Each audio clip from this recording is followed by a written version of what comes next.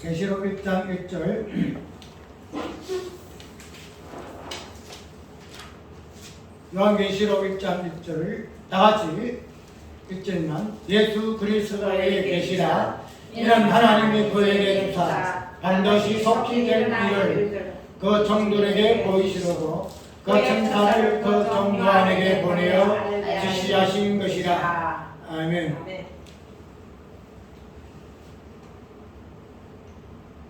오늘 설교의 오전에 이어서 오후 설교를 맥락을 이어가면서 할 것인데, 그 내용은 요한계시록에 나타난 그 내용들이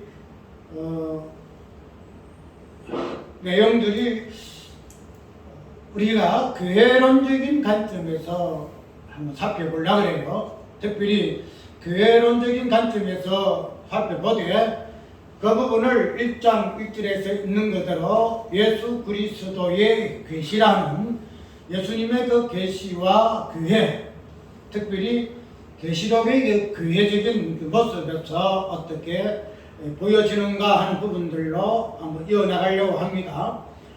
우리가 계시라고 이야기를 하게 되면은 특별히 뭐랄까요? 굉장히 어려운 그러한 부분으로 이해를 하고 또 특별히 원론적이고 본질적인 부분을 담고 있기 때문에 그 부분에서 조금 우리의 어떤 생각하는 부분들이 경색될 수 있을런지 모르지만은 그 부분에서 우리가 실론적인 부분에서 특별히 예수님의 그 기독론적인 부분에서 또 계시적인 부분들이 접촉되어 있기 때문에 그런 부분에서 예수님의 그 계시적인 부분을 우리가 이해를 많이 하고 있죠. 그런데 성경의 모든 것들은 계시로부터 시작해서 계시가 어떻게 풀어지고 마지막에 그 계시가 결론되어지는 그 부분들이 성경에서 말하고 있는 전체의 내용이기 때문에 계시적인 부분이 과연 무엇인가 하는 부분, 특별히 우리가 이때까지 봐왔던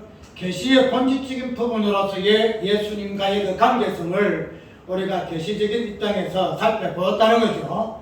그런데 우리가 이런 부분으로 살펴보다 보니까 계시의 그 부분들을 이야기할 때는 예수님의 그 계시적인 예수님과의 관계성에서 예수님의 그 존재로적인 관계성에서 계시를 이야기하고 있고, 특별히 예수님께서 말씀하시는 그 교훈, 그 복음의 그 내용, 그런 것들을 통해서 계시의 그 내용으로 우리가 이해를 많이 하고, 그런 부분들을 우리가 해석함으로 인해서 그런 것들을 가지고 우리가 계시에서 근면을 받고 계시적인 부분을 가지고 우리가 그 내용을 믿음으로 환원해서 우리가 신앙생활, 믿음 생활을 하고 있음을 우리가 잘 알 수가 있다는 거죠.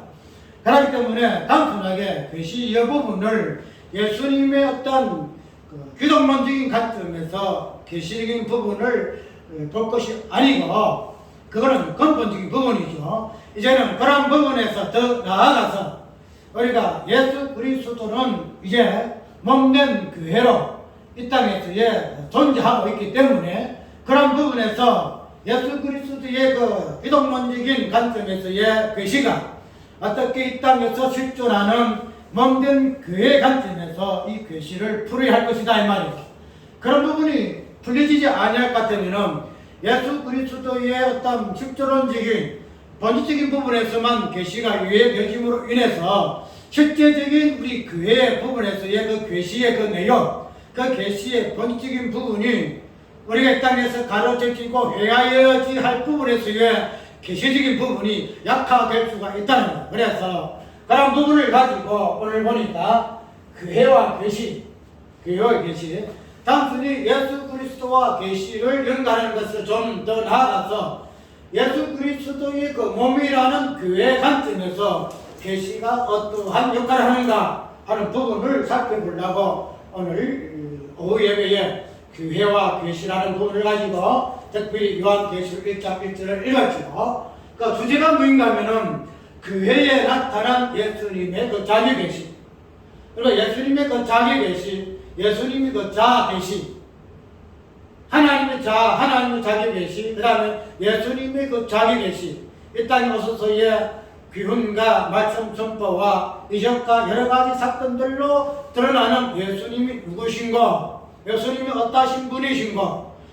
우리가 말씀한 예수님은 하늘에서 내려온 산떡이요, 다양하게 표현하고 있는 예수님의 그 자기 계시적인 그 부분들을 이제는 예수님이 올라가서 안 계시잖아요. 그죠? 예수님이 올라가시고 안 계신다는 거죠. 그래서 오전에 설교에 이어서 이제는 다시 오시는 예수님이 자기 계시 확실한 실상으로 다시 오시는 재림 예수를 바라보고 약속으로 소망하는 그런 입장에서는 이제 그런 부분들을 우리가 이 땅에서 예수 그리스도의 몸으로서의 교회에 실존하는 그 실체로서 그 계시가 우리에게 어떻게 주어지고 그 계시를 우리가 약속으로 받아야 되는가 하는 부분을 유의하게 되어야 한다는 거죠. 예전 가면 아까 이야기했대로 모든 성경은 계시로부터 시작해서 계시로 진행되어지고 계시가 풀어지는 것으로 전말이 이루어지거든요. 그럼 맞은다는 거죠. 그렇기 때문에 전체가 계시의 내용이에요. 전체 내용이. 그래서 구약도 계시로 시작해요. 첫 창조도 계시고. 그래서 성경에 나타나 구약에 나타난 모든 것들이 계시가 어떻게 주어지고 그 계시가 어떻게 하나하나 풀어지고 약속으로 그것들이 어떻게 실제적인 부분으로 그들이 유의할 수 있도록 그 계시가 그들에게 주어지고 계시가 그들에게 풀어지고 그 부분들이 구약의 약속을 받는 입장에서의 그 계시를 받는 자의 상태더라 이 말이죠. 그렇기 때문에 구약의 모든 부분 성경은 계시로부터 시작해서 나가기 때문에 구약도 계시예요. 계시. 예수 그리스도의 실제적인 본질적인 계시에 대한 약속이 구약에서도 계시로 주어지기 때문에 약속 받은 자의 언약 받은 자의 모습은 그 계시를 유의하기 위해서 계시를 깨닫기 위해서 하나님의 말씀이 주어지고 그 다음에 그런 계시를 그들의 삶 속에서 흔적 속에서 사역 속에서 그들의 인생의 뭐랄까 삶 속에서 풀어내는 흔적들을 우리는 계시라고 이해를 할 수 있어야 한다는 거죠. 예수님 자신이 계시기 때문에 그 계시는 예수님에만 적용된다 이렇게 해서는 안 된다는 거예요. 왜냐하면 예수님은 이 땅에서의 계시로 본질적으로 오셔서나 구약의 입장에 보게 되면 하나의 그림자요. 맞죠? 구약의 입장에 하나의 예표적인 부분이요. 그림자요. 하나의 허상이 된 말이죠. 마찬가지로 그러한 부분으로서의 계시가 구약에서의 위치가 있다 할 것 같으면 그런 부분으로서 예수님의 계시의 실체로서 왔다는 거죠. 그럼 계시의 본질적인 계시를 하나님 이스라엘 백성들에게 계시를 약속하셨다. 계시를 약속하셨다. 계시의 내용을 약속하셨다라고 이해를 하면 된다는 거죠. 그러니까 구약이나 신약이나 하나님의 교회라는 것은 계시를 약속받고 그 계시를 유의하게 되어지고 그 계시의 내용대로 하나님께서 하나하나 당신의 일을 해내가는 것이 하나님께서 몸된 교회에 행하시는 일이시다는 사실을 유의할 것 같으면 단순히 예수님이 계시의 본질이시고 계시의 실존이기 때문에 계시의 어떤 부분을 예수님만 통해서만 우리가 유의한다 해서 안 된다는 거죠. 무슨 말이냐면 예수님에게 주어졌던 모든 본질은 이제 예수님께서 이 땅에서 오셔서 그 부분을 이루셨는데 그 부분이 하나님의 나라에 성천하셔 다시 올라가셨기 때문에 이제는 뭐가 남아요? 그의 몸된 교회가 남는다는 거죠. 그의 몸된 교회가.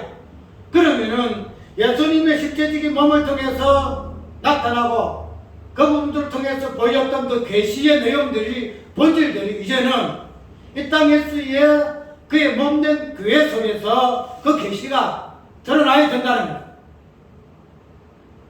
그렇기 때문에 교회라는 것은 계시를 드러내는 하나 수단이죠. 예수님이 계시의 본질적인 부분으로서의 실존이잖아요. 그러면은 이 예수님이 올라가신 후에 그의 몸된 교회는 예수님을 대신해서 무엇을 계시가 무엇인가, 예수님이 보여줬던 본질적인 그 계시가 무엇인가 하는 부분을 드러내는 현재의 수단과 방법이다. 그런 부분을 우리가 교회를 정리를 해야 돼요. 단순히 교회라는 것은 그냥 부르심을 입은 자들이요, 부르심을 받은 자들이요. 그래서 어떠한 부르심의 그 공동체적인 관점에서 교회를 이야기하지 말고 교회가 무엇인가 하는 이 부분들을 예수님의 그 본질적인 부분을 통해서 우리가 이해하듯이 그 부분들을 이제는 이 땅에 남아있는 교회를 통해서 그 약속의 그 본질, 예수님의 그 본질을 캐내고 경험하고 이해해야 한다는 사실로 교회의 전속의 목적이 있다는 거예요. 우리는 이제는 예수님이 올라가셔서 근본적인 부분을 다 알아요. 그러면 이제 이런 부분들을 다시 올라가신 예수가 아니고 이 땅에 나타나 이 땅에서 현존하는 교회라는 몸을 통해서 다시 새롭게 현실 속에서, 사건 속에서, 역사 속에서, 나 교인의 삶 속에서 하나하나 경험하고 위하여야 할 그런 부분들로 실존하는 존재가 우리 교회라는 존재라는 이 말이죠. 그래서 교회가 그런 부분에서 볼 것 같으면은 예수님의 그 어떠하심을 드러내는 확실한 존재와 수단으로서는 교회밖에 없다. 교회밖에 없다. 그래서 나는 교회라는 것이 그렇게 좋아요. 교회라는 것은. 그래, 교회 사역하는 게, 목회 사역하는 게 그렇게 좋아요.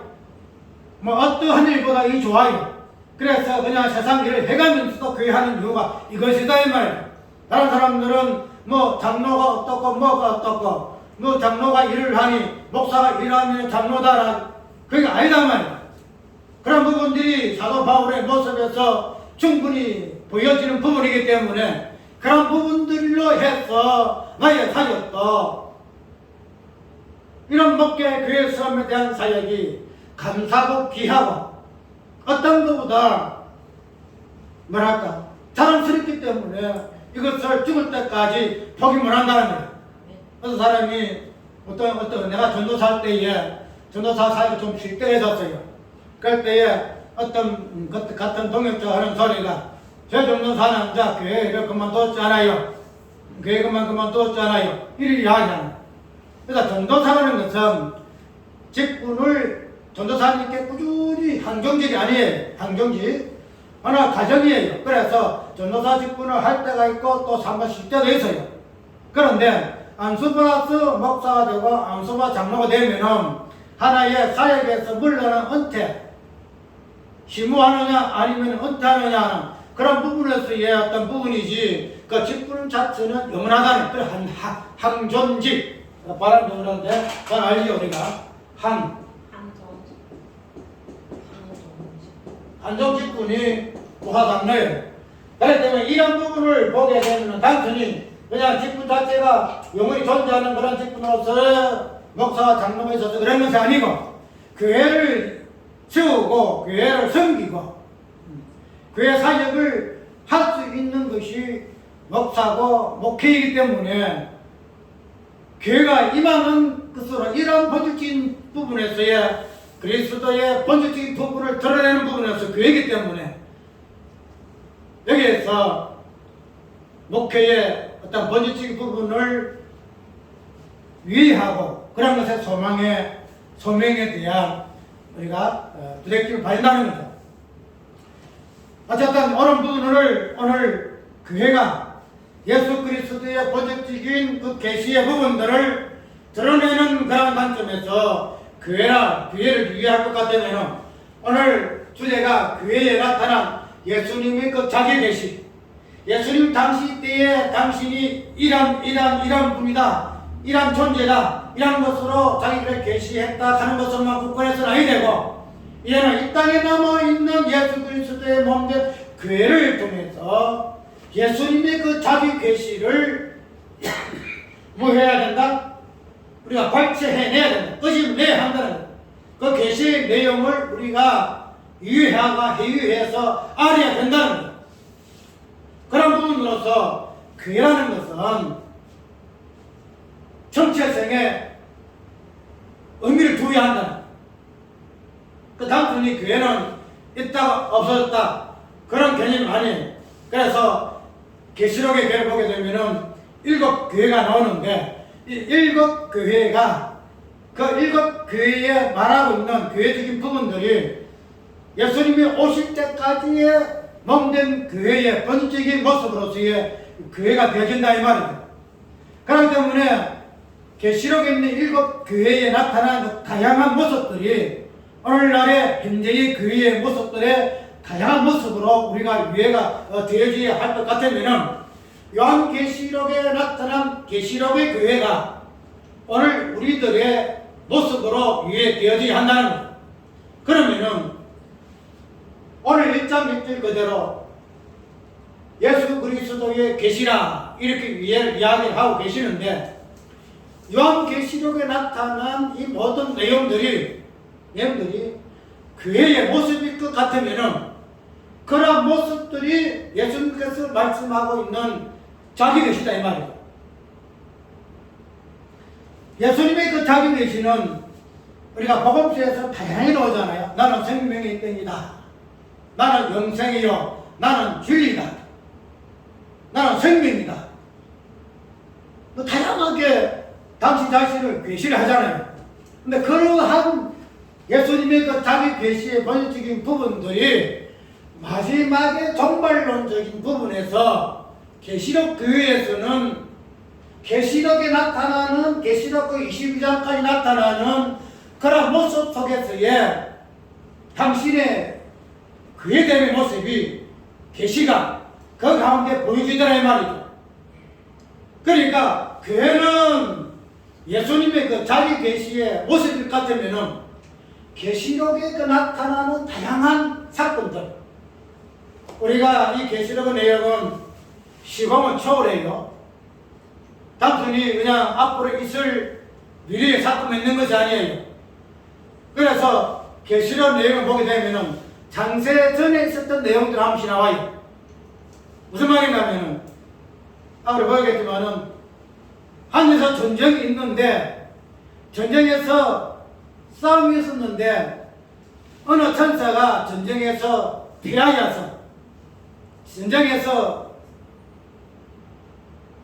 져가지고 땅으로 내려와요. 땅으로 내려와서 거기에서 여자의 자손을, 여자의 아들, 노부분들을 해방하고 핍박하는 그런 모습들이 보여요. 그렇기 때문에 하늘에서 전쟁이 있었다 하는 그런 사실들, 그런 부분들은 우리가 이 땅에 쓰여 있었던 현재의 부분에서 우리가 이해할 수 있는 부분들 아니에요. 과거에서, 상세전의 모습에서 그런 부분들로 묘사를 하고 설명하고 있는 것들이 계시록의 내용이더라 이 말이죠. 무슨 말인가면은 교회라는 것은 지금 현재 이 땅에서 교회에서의 모습이 다가 아니다 말이죠. 교회의 출발은 어디서 출발했죠? 장세전에 출발해. 장세전에 예수 그리스도 안에서 출발되어지는 것이 교회의 출발이고 교회의 실상이 되는 말이죠. 그러면은 계시록 교회도 앞으로 있을 미래의 사건만 다루고 있는 내용이 아니더란 말이죠. 그런 관점에서 계시록을 유의하게 되게 되면은 현재의 그 다음에 과거에 있었던 교회에 대해서의 드러난 하나님의 그 계시, 예수 그리스도 그 계시 그 자체는 흔적이 없어져 버려요.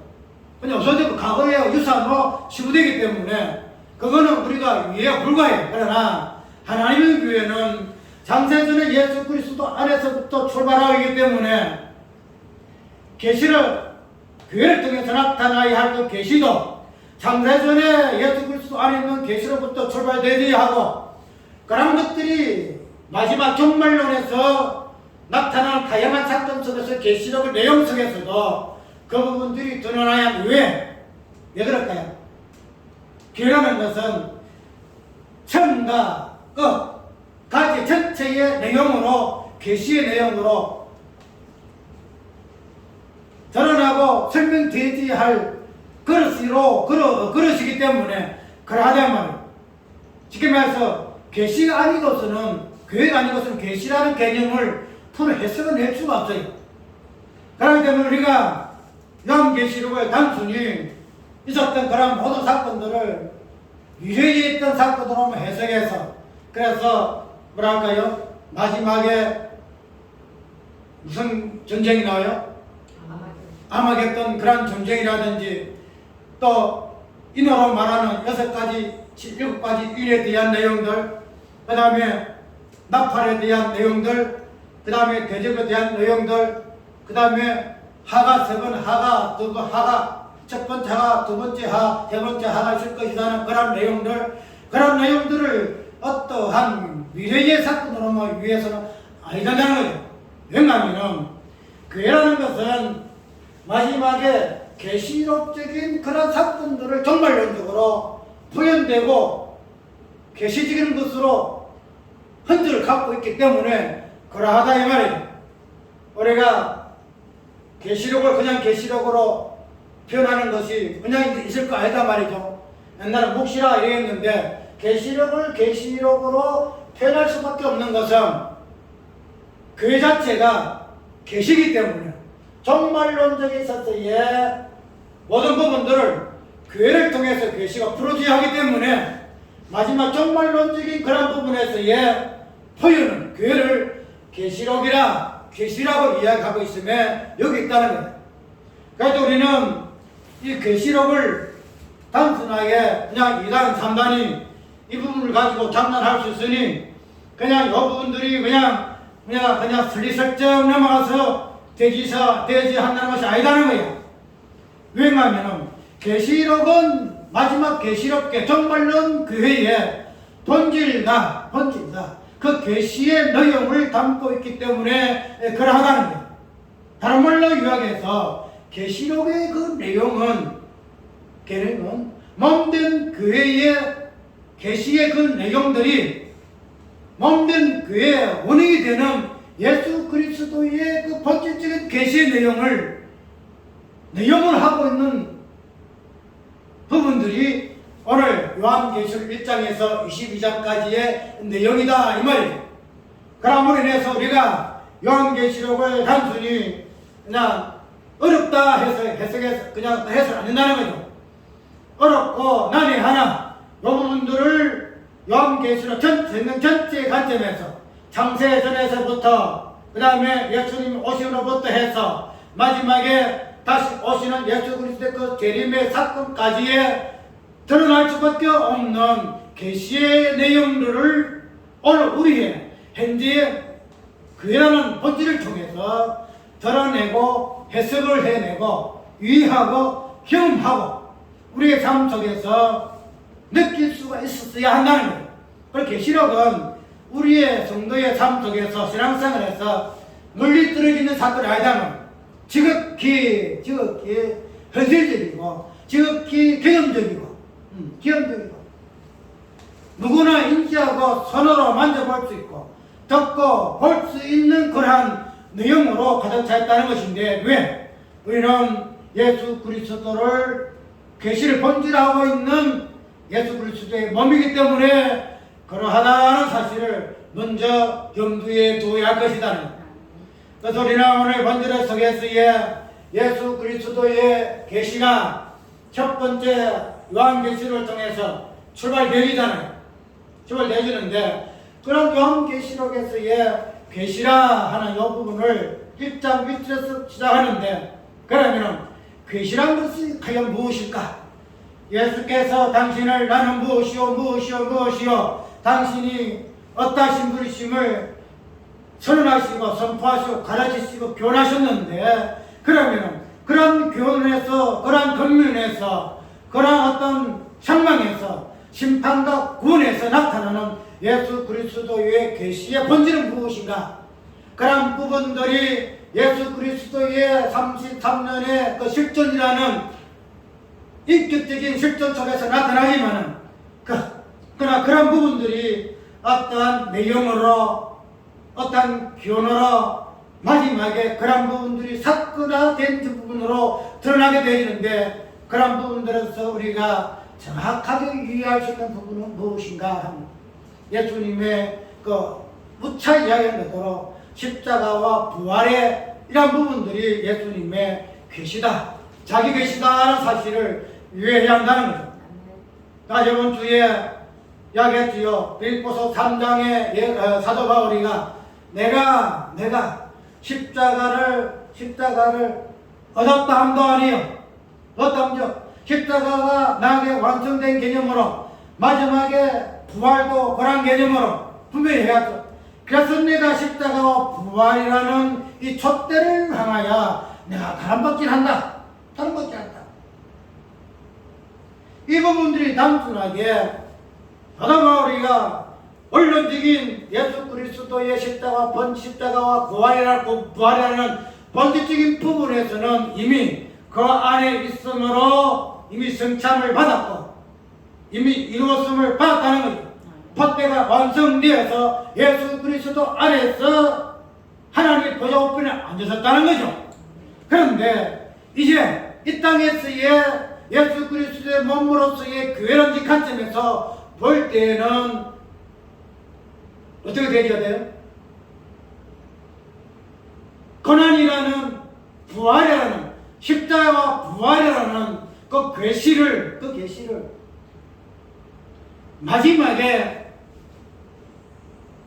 예수 그리스도께서 오시는 재림하시는 그 종말론적인 관점에까지 이끌림을 받아야 하기 때문에 그런 부분들을 가지고 하늘과 땅과 만물 가운데서 그 계시의 본질이 무엇인가 부분을 드러내야 할 소명이 있기 때문에 사도 바울은 내가 십자가의 완성을 이야기하지 아니하고 부활의 완성을 이야기하지 아니하고 계시의 그 전빈성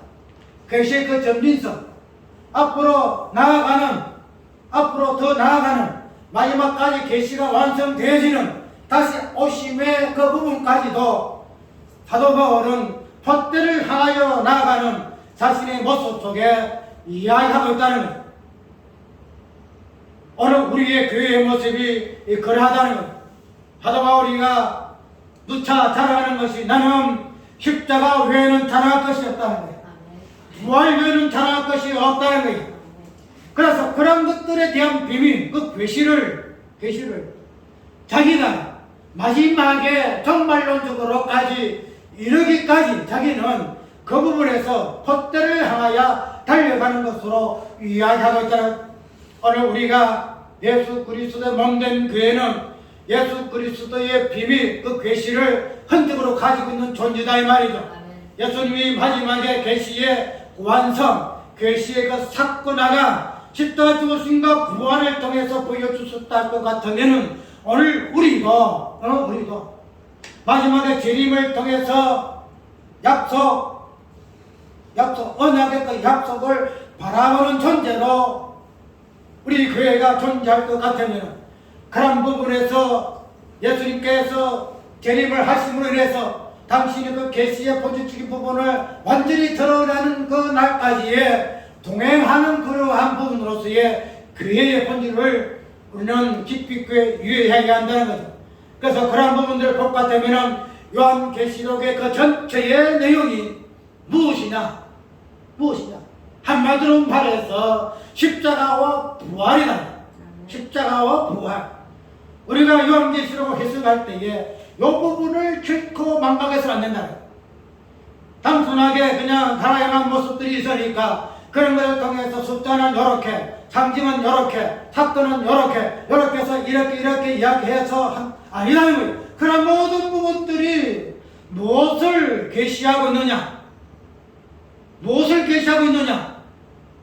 그런 것들을 계시록의 교회가 무엇을 보여주기 위해서 교회라는 정체성을 가지고 존재하는가는 부분을 보게 되게 되면은 요한계시록의 전체의 계시의 내용이 무엇이냐? 십자가와 부활이더라. 그래서 계시록에서는 1장에서부터 쭉 보게 되면 제가 드러난다. 제가 드러난다. 우리가 첫 창조에서 나타나는 그 땅의 혼돈의 모습, 그 첫 창조의 모습에서만 그렇게 보이는 부분이 아니에요. 우리가 첫 창세기에서의 땅이 혼돈하고 허감이 기쁨이 있으며 공허하다. 이런 부분들이 첫 창조 세계에서의 하나님 창조하시기 전의 모습이다. 그래서 하나님이 그런 부분을 여섯 동안 창조함으로 인해서 땅이 공허하고 혼돈하고 허감이 기쁨이 있는 부분들이 창조의 질서에 따라서 하나님 보시기에 좋았더라 하는 창조의 모습으로 창조되었다라고 우리가 이해를 하게 되어지는데, 그런 땅이 공허하고 혼돈하고 허감이 기쁨이 있었다는 이 모습은 첫 창조의 어떤 부분만 보여지는 것이 아니고 마지막에 예수님의 그 재림으로 통해서 완성되어질 그 창조의 모습의 앞선 모습이더라고요. 무슨 말인가 이해할까요? 창조가 되니까 땅이 혼돈하고 공허하고 허감이 기쁨이 있는 이 부분들이 그 첫 창조의 모습을 통해서 하나하나 채워나가잖아요. 땅이 공허한 것들이 채워지고 혼돈이 있던 것이 채워지고 허감이 있던 것이 물러가게 되고, 그런 것들이 첫 창조의 유창조 여섯 가지 창조를 통해서 전하단 말이에요. 그런데 그러한 땅이 혼돈하고 공허하고 허감 기쁨 위에 있는 이 모습이 예수님이 다시 오시는 재림을 통해서 완성된 새 창조 안에 앞에 있는 모습이더란 말이에요. 그래서 계시록에 있는 그 내용, 종말론에서 나타난 이 모습이 땅이 혼돈하고 공허하며 허감 기쁨이 있는 그러한 내용들이기 때문에 요한계시록의 모든 사건들은 다양하게 나타나요. 우리가 첫 창조의 땅이 공허하고 이 부분을 무엇으로 표현할까요? 그죠? 공허하단 말이 과연 무엇일까? 응? 그 다음에 혼돈하다는 모습이 과연 무엇일까? 허감이 기쁨이 있다는 말이 과연 무엇일까? 이거는 우리가 그냥 혼돈, 허감, 기쁨 이 부분을 이야기하고 있지만 이 부분의 정확한 의미는 굉장히 어려워요. 그 부분들이 하나하나 창조되어지는 창조물을 통해서 해석이 되어지지만, 그러나 그런 부분들은 창조되기 전에 허감, 그 다음에 공허, 우점이라는 이 부분들은 어떤 인간의 유해와 지식을 가지고는 그 부분 해석을 낼 수가 없다는 거예요. 그렇기 때문에 그러한 부분에서 계시록은 공허하고 허감 있고 혼돈스러운 모습으로서 내용이 진행되어진다는 거예요. 그 때문에 이 부분들이 있기 때문에 공허하니까 이걸 어떻게 해석해야 돼? 허감이니까 이것을 어떻게 해석해야 돼?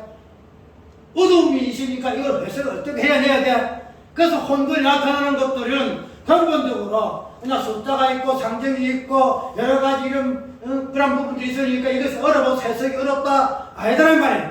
본질적으로 요한계시록의 모습은 예수님이 오셔서 새로운 창조의 완성성을 드러내기 전에 혼돈과 허감과 기쁨의 모습이기 때문에 그런 모습에서의 해석의 어려움, 표현의 어려움, 그런 것들을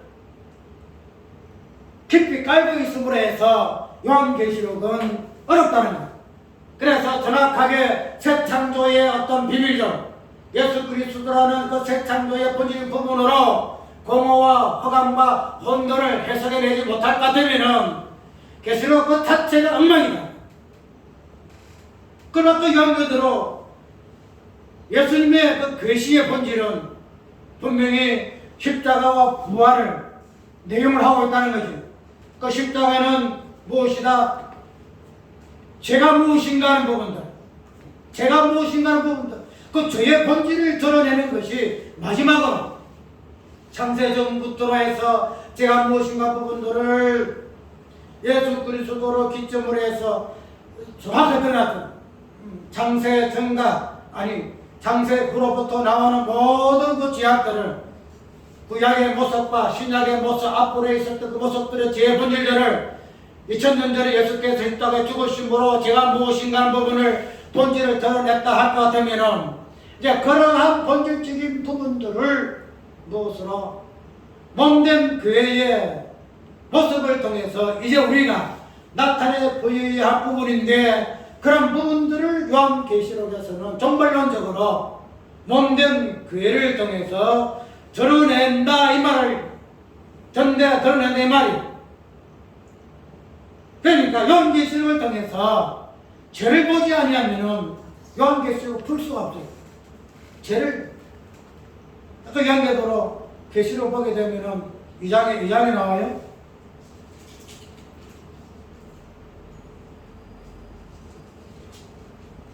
이 장에 나옵니다.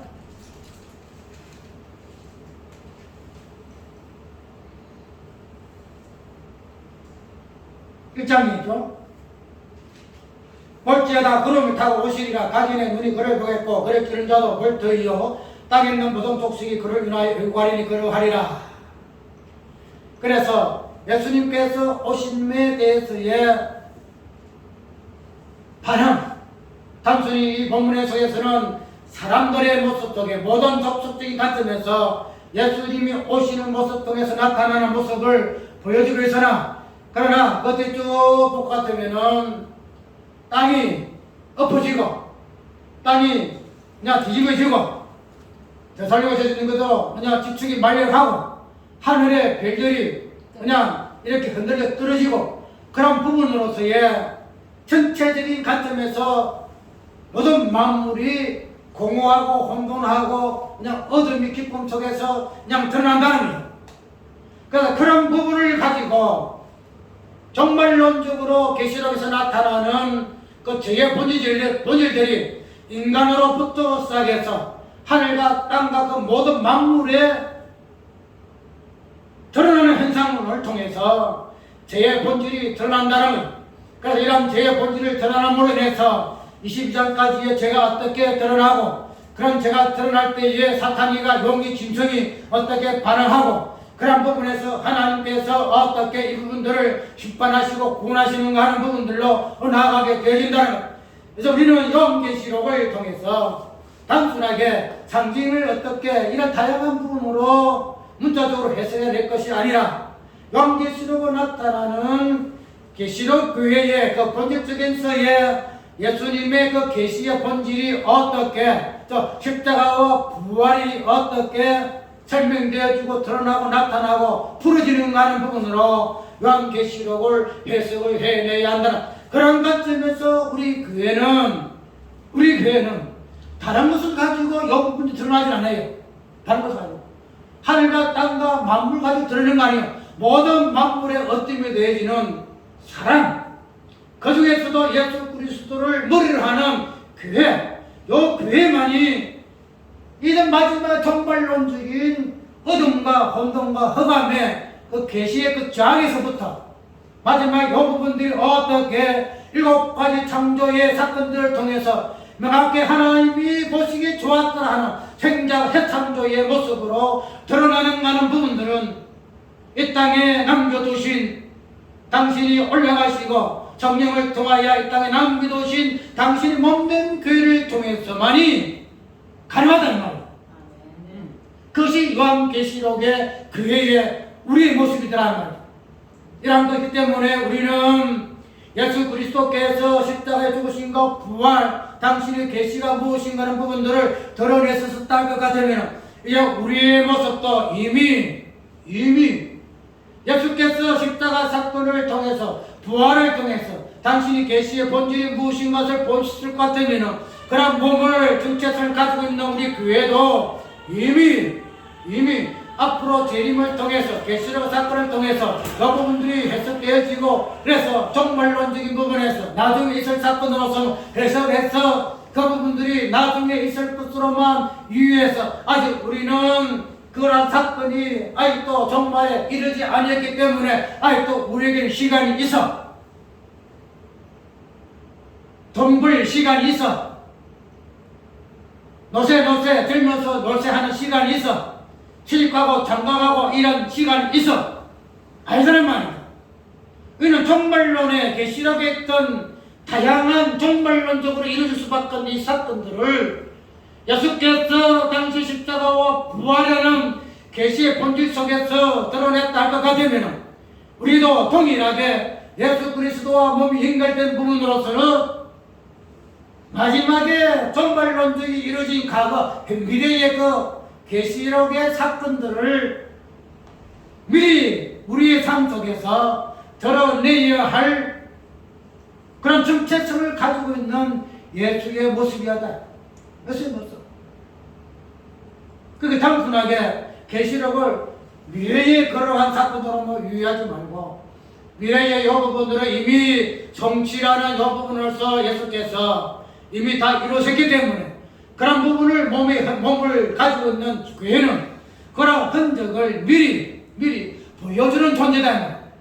십자가 부활이라는 예수 그리스도 그 계시, 요한 계시록의 모든 사건들, 그런 부분들을 이미라는 성취 가운데서 드러내고 보여주어야 할 소명이 있는 존재가 우리 교회라는 거야. 그래서 이런 교회라는 본질을 복 같으면은 참 들어봐요. 과연 이런 것들을 교회라 할 같으면은 이런 것들을 주께서 세우시고 그런 것들을 이어나가기 위해서 우리에게 재림이라는 소망을 주셨는가? 재림. 단순히 재림이라는 것을 그냥 다시 오실 것이다. 예수님 오시면은 우리가 그냥 영원한 천국에 들어가실 것이다. 그런 관점에서 재림의 소망이 아니라. 예수 그리스도께서 초림에서의 보여주었던 그 모든 구속의 은혜들, 약속의 성경적인 그런 부분들을 재림이라는 사건의 약속을 우리에게 아직도 소망으로 주심으로써의 우리가 재림이라는 사건을 위하고 바라보아야 할 그런 존재로서의 우리 교회가 이 땅에 존재하고 있다는 사실. 양해대로 우리 계시록은 우리가 과거에 아니면 현재의 어떤 미래의 이 부분들을 잠시로 우리가 이해하고 우리가 경험하여 할 부분이 있으나 단 두 가지로 이미 계시는 이루어지는 부분으로서 우리는 몸된 교회가 존재하고 있고, 마지막으로 아직이라는 그 부분들로 있기 때문에 이러한 부분들을 이미 성취함을 받고 약속의 성취를 받은 존재로서의 교회는 십자가의 그 부활이라는 예수 그리스도 교회, 또 예수 그리스도 그 계시, 그 부분들이 우리는 이 땅에서의 현재적인 관점에서 미리 보여주는 그 계시적인 차원에서의 존재로서 우리가 이해해야 한다는 거예요. 그리고 못 같으면은 우리는 단순하게 우리 좋았던 교회가 때가 되었으니 이렇게 하는 관점에서 보지 말고, 이래서 이것은 하나님 연습이다 생각하지 말고, 이제 교회는 어쨌든 예수 그리스도의 교회라는 부분에서 시작했어요. 이제 이런 부분들은 본질적인 부분에서는 이미 하나님의 그 어떠하심, 예수 그리스도 계시의 본질 부분들을 이미 맛본 그다음에 본질적인 부분에서 교회로 선포한 성령이 오셔서 우리가 성령세를 받았다는 거예요. 그럴 것 같으면 이러한 부분에서 이미 이 땅에서의 현재적인 삶 속에서는 비록 요한계시록의 종말론적인 그런 미래적인 사건이 있지만 그런 미래적인 사건들이 현재의 시간 속에서의 성취를 우리는 맛본 자로서의 그의 본질을 갖고 있으니 그런 부분에서 우리는 현재적인 관점에서 예수 그리스도의 그 계시, 몸으로서의 우리에게 보여주신 그 계시의 그 의미를 충분히 드러내는 관점에서 정체성으로서 우리 교회를 위하고 그런 부분에서 교회의 소명에 우리가 근임받아야 할 것이다.